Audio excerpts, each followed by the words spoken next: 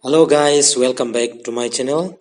This time we are going to listen about the stories of a Hmar Folk Tale, and the very title of the tale is Artuite, which is also means an egg. And the story goes like this.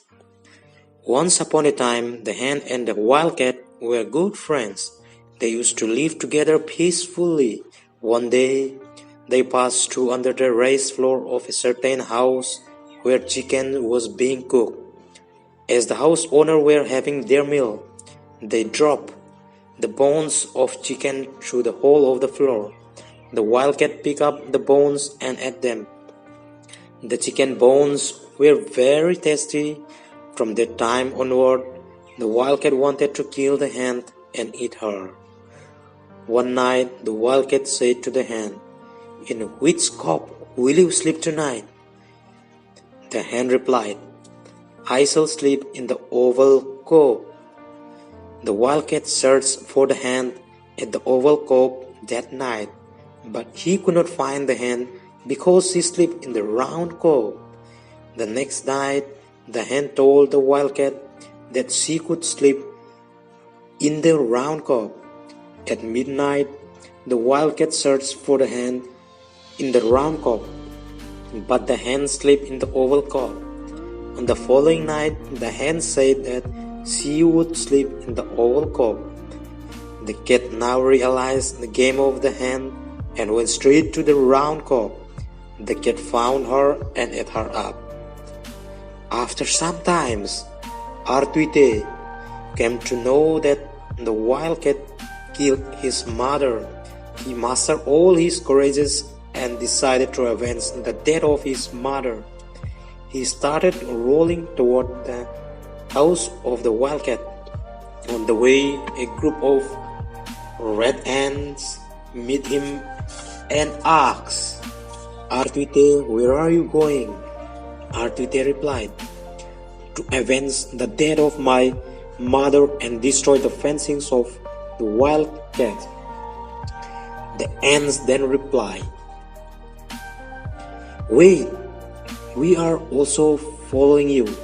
Artuite rolled on, followed by a group of ants. After some time, cocks dropping Arek Pacal stopped them and asked, "Artuite, where are you going?" "To avenge the death of my mother and to destroy the wildcat's fencings," replied Artuite. "Then I shall join you," said the cocks dropping. Artuite went on rolling, followed by the ants and the cocks dropping. Before they went too far, Tlinat, a very sharp bamboo blade, stopped them and asked, "Artuite, where are you going?" "To avenge the death of my mother and to destroy the wildcat's fencings," replied Artuite. "I'm also joining you," said Tlinat. Soon Artuite and his party met Mankong, Longtrap, and the latter asked, "Artuite, where are you going?" "To avenge the death of my mother and to destroy the wildcat's fencing," replied Artuite. Mankong said to them, "I'm also joining you." Lastly, a swarm of bees also followed Artuite and his party. Now Artuite commanded a very powerful band of warriors and felt quite confident. When they reached the house of the wildcat, the cat had gone out to look for food. They lost no time to take their positions. Artuite was a very good strategist. Each of them took position at the strategic place. Artuite hid himself inside the ash in the heart, the ants at the mouth of bamboo tube, the cock dropping at the handles of the broom, Tlinat on the wall, Mankong at the exit of the door, and the swarm of bees under the blanket on the bed. Soon the wildcat returned home, weary and tired. As he was so hungry, he made himself to prepare an evening meal. The moment he stretched the ash in the hearth to make fire, Artuite exploded all of a sudden and splashed all over the wildcat's face. Knowing not what to do, the cat went to get water for washing his face. Just then, a group of red ants at the mouth of the bamboo slope began to attack him. In order to get rid of the ants, he took the broom on the floor and his fingers were stained with the cocks dropping.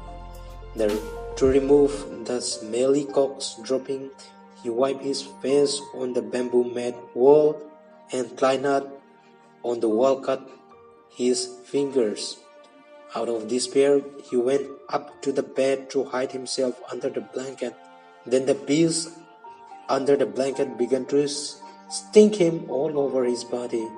The cat felt so helpless, he thought it would be safe if he could run out of the house.